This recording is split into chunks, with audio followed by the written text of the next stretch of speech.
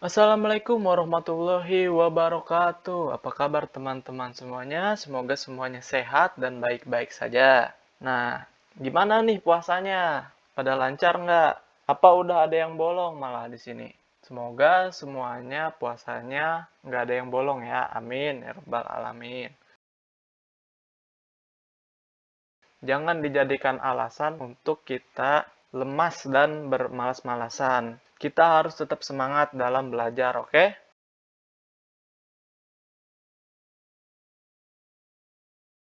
Tapi sebelum kita memulai pembelajaran, alangkah baiknya kita berdoa terlebih dahulu.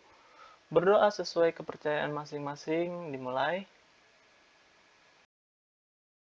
Oke, untuk memulai pembelajaran hari ini, saya berikan suatu pertanyaan.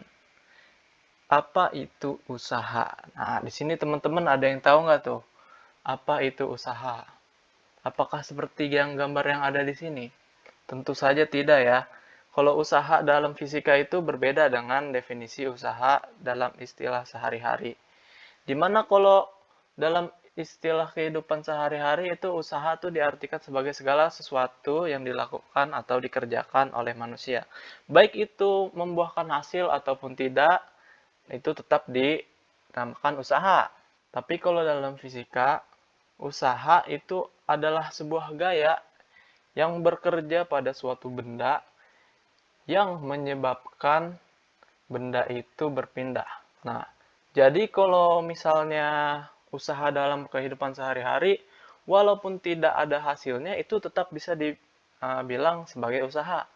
Kalau di fisika itu nggak bisa. Kalau misalnya kita memberikan suatu gaya kepada suatu benda, tapi benda tersebut tidak mengalami perubahan atau perpindahan, nah kita nggak bisa sebut itu sebagai usaha. Nah, selanjutnya dari segi matematis, usaha atau kerja itu didefinisikan sebagai hasil kali dari besar perpindahan dengan komponen gaya yang sejajar dengan perpindahan. Nah, itu rumusnya bisa kita lihat. W sama dengan F cos theta dikali S.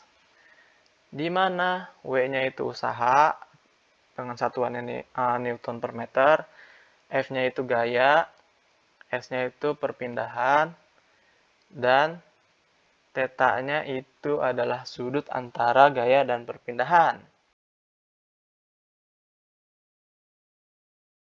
Sebuah video tentang usaha ini.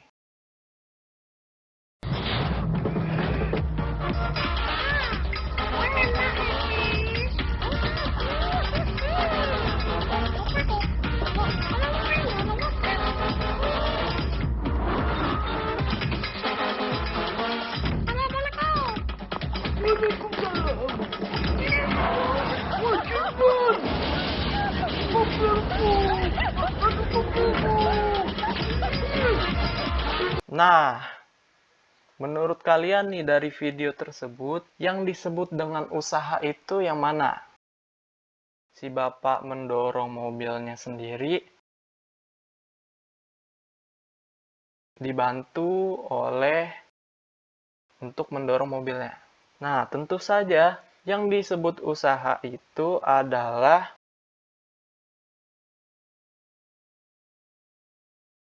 ada yang tahu nggak kenapa? Seperti yang saya jelaskan tadi, di mana usaha itu adalah gaya yang bekerja pada suatu benda yang menyebabkan benda tersebut berpindah. Nah, pas tadi bapak-bapaknya ngedorong sendiri, mobilnya berpindah atau enggak? Tentu saja enggak kan? Tadi kita lihat sendiri di videonya, sebenarnya bapaknya nggak ngedorong, makanya jadinya mobilnya itu nggak berpindah. Nah, terus saat dibantu oleh supir truk, kemudian si mobilnya itu mulai bergerak. Nah, itu yang disebut dengan usaha. Jadi perlu diingat teman-teman semuanya bahwa dari suatu gaya yang diberikan, nah itu usahanya nol. Karena apa? Dari segi matematisnya itu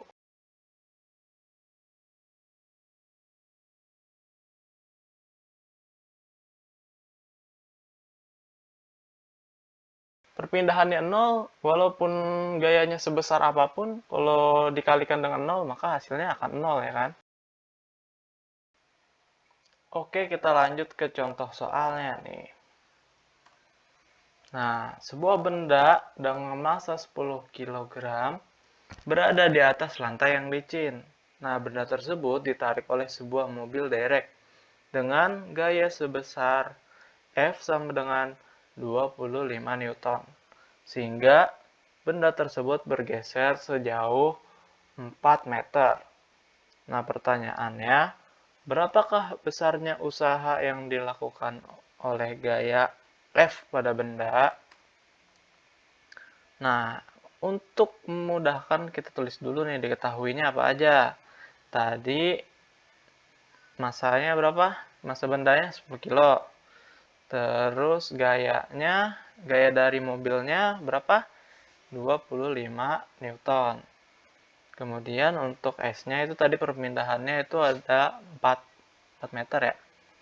Nah, ditanyanya itu W atau usaha. Nah, untuk jawabannya W sama dengan F dikali S. Kenapa F dikali S doang, nggak ada cos-nya? Karena tadi kan sudutnya tuh 0 ya. Kalau misalnya cos 0 itu sama dengan 1. Jadi nggak usah ditulis juga nggak apa-apa sebenarnya teman-teman. Nah, F-nya itu tadi 25 dikali 4 sama dengan 100 Newton meter, atau kita bisa bilang juga 100 Joule. Nah, gitu teman-teman.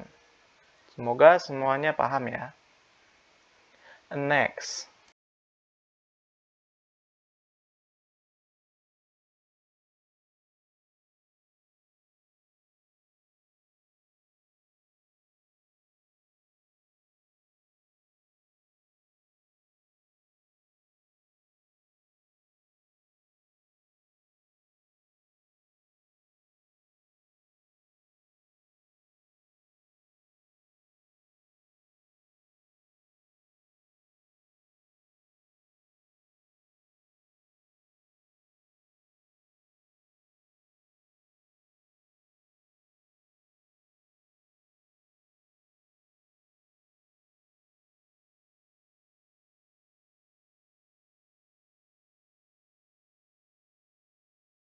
Apa rumusnya? F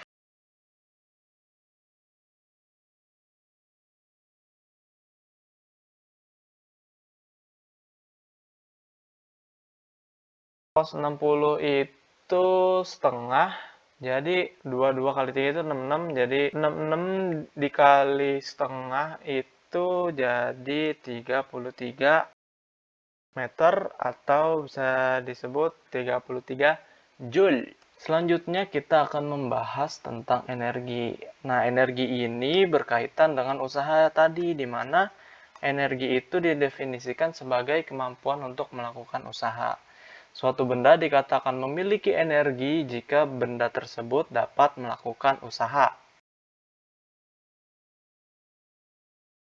Kalau misalnya dia nggak bisa jalan, nggak bisa kita pakai, jadi berarti dia nggak punya energi. Nah, energi yang dibutuhkan untuk motor bisa melakukan usaha.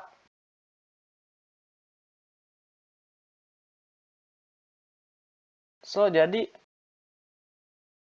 mengisi bensin ke motornya si boy misalnya 3 liter.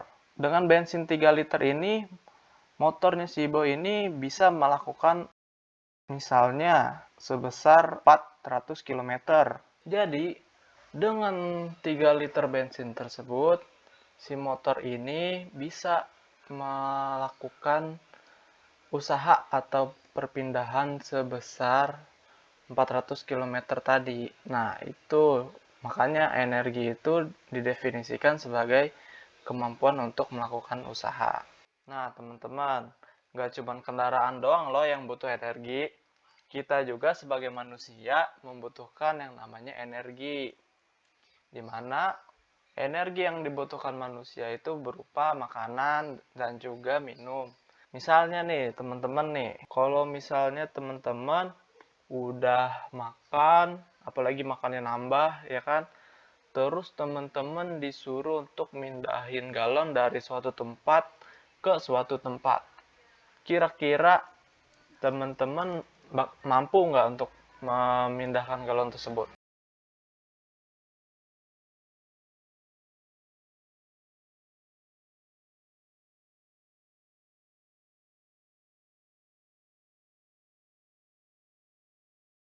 Boro-boro bisa ngangkat galon ya teman-teman. Kalau kayak begitu Maya. Nah, kira-kira energi itu seperti itu ya teman-teman. Semoga bisa dimengerti. Oke, selanjutnya kita akan membahas tentang kekekalan energi. Nah, perlu teman-teman tahu, energi itu tidak dapat diciptakan dan tidak dapat dimusnahkan. Tapi energi itu hanya bisa mengalami perubahan dari suatu bentuk ke bentuk yang lain.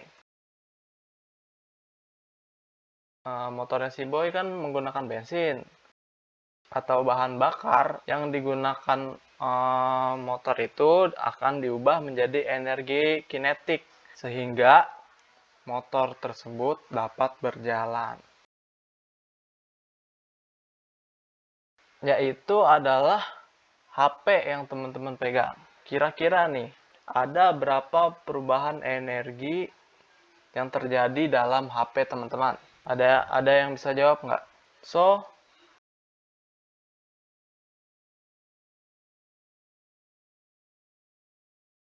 yang pertama itu dari listrik menjadi cahaya.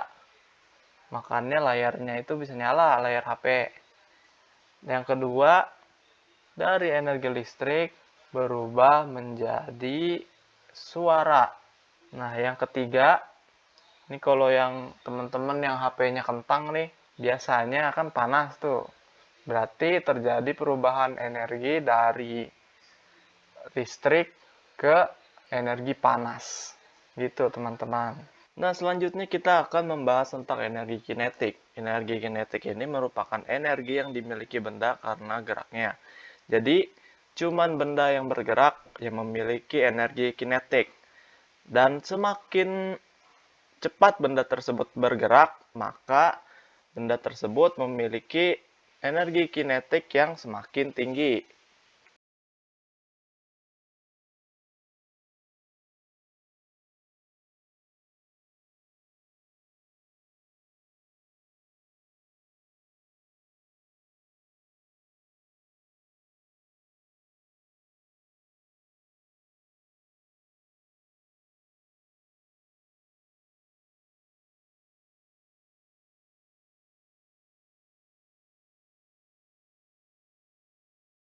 Nah, M-nya itu massa ya, massa.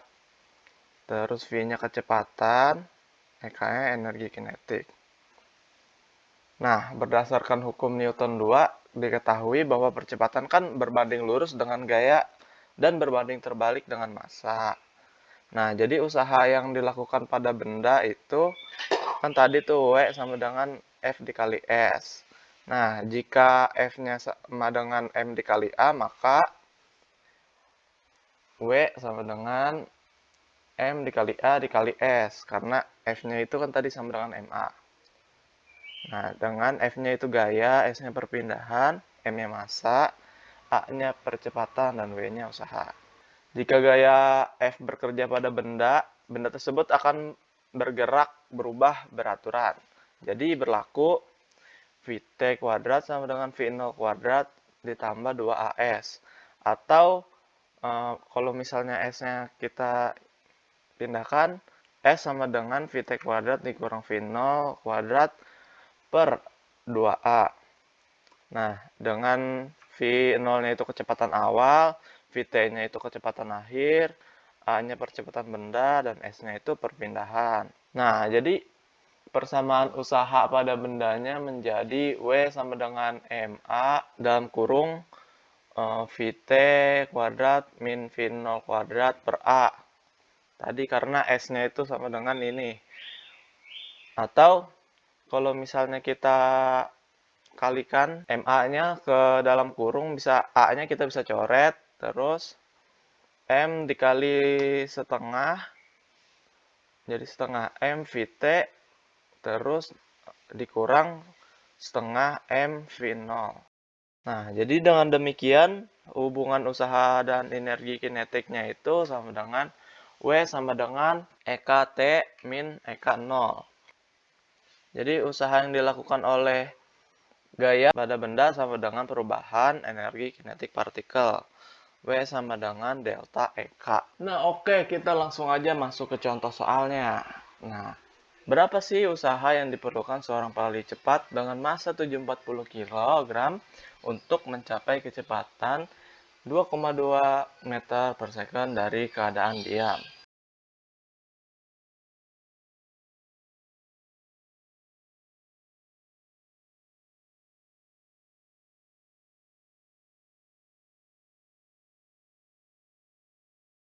Kecepatan awalnya itu dia tadi awalnya diam.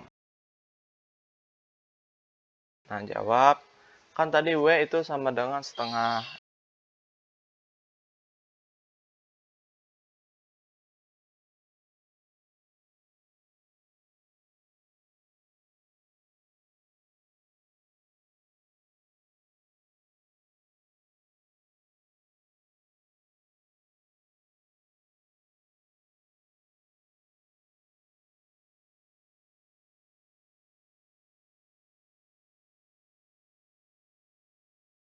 Jadi, pelari untuk mencapai kecepatan 2,2 meter per second, dia membutuhkan usaha sebesar 180 Joule.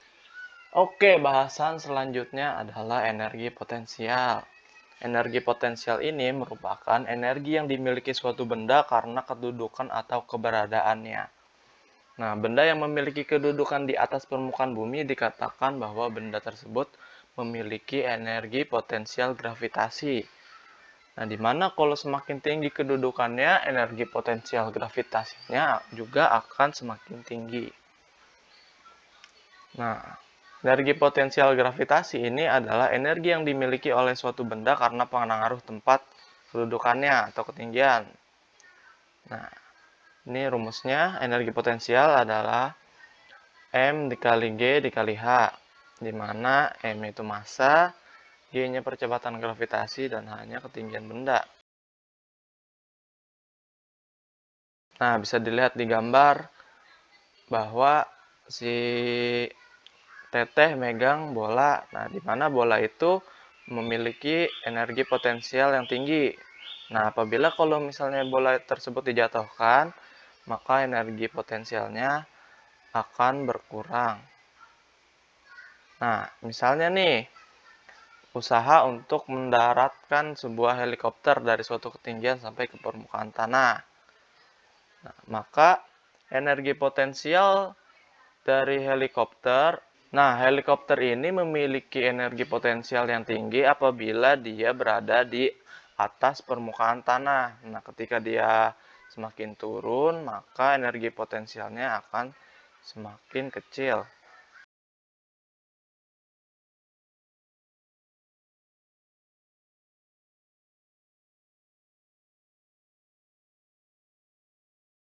Nah, ini bisa kita ubah nih. F-nya bisa kita ubah menjadi mg dan S-nya itu kita ubah dengan H. Perpindahannya itu kan berdasarkan ketinggian. Nah, dengan demikian, didapatkan hubungan usaha dan energi potensialnya itu W sama dengan EP T dikurang EP0. Jadi, perlakuan oleh gaya yang diberikan pada benda sama dengan perubahan energi potensial. Oke, teman-teman, kita masuk lagi ke contoh soal. Nah, semoga teman-teman masih semangat ya. Soal sebentar lagi kita.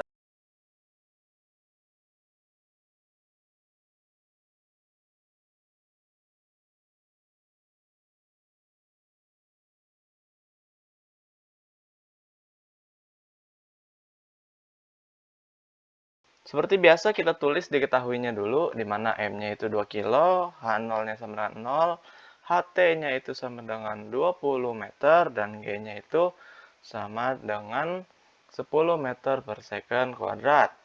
Di mana ditanyanya itu W tadi ya, W. Jawabnya W itu sama dengan M dikali G dikali HT min H0. Di mana M tadi 2 dikali G-nya itu 10 dikali HT-nya itu 20 dikurang H0. H0 itu kan ketinggian awal. Karena tadi kita melempar bola, jadi kita anggap ketinggian awalnya itu 0 ya. Jadi H0-nya 0. 20 dikali 20 itu 400.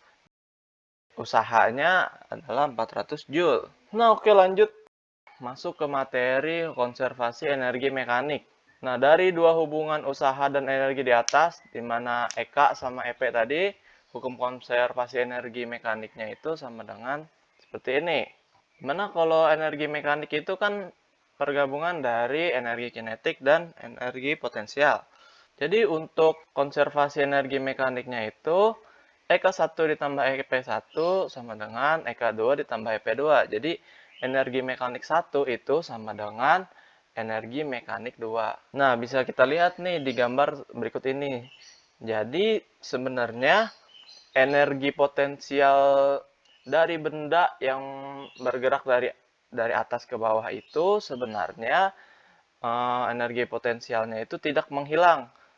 Hanya saja energi potensial dari benda tersebut dikonservasikan ke dalam energi kinetik. Bisa kita simpulkan, semakin tinggi keadaan benda, EP-nya akan semakin tinggi, dan semakin rendah keadaan bendanya, EK-nya akan semakin tinggi. Begitu, teman-teman. Nah, sekian materi dari saya. Kurang lebihnya mohon maaf. Kalau misalnya ada yang ingin ditanyakan, bisa bertanya di kolom komentar. Wabillahi taufiq wal hidayah. Wassalamualaikum warahmatullahi wabarakatuh.